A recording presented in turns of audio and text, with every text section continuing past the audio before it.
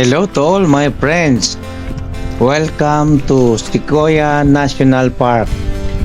Ayan po mga idol, ipapasyal ko kayo. Ito po yung part ng Sequoia National Park in California, USA. Yan po yung Morro Rock.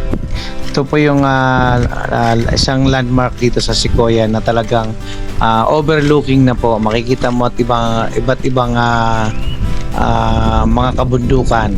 So ito yung pinaka mataas niya, yung top view. Nakita mo maraming mga bisita po dyan.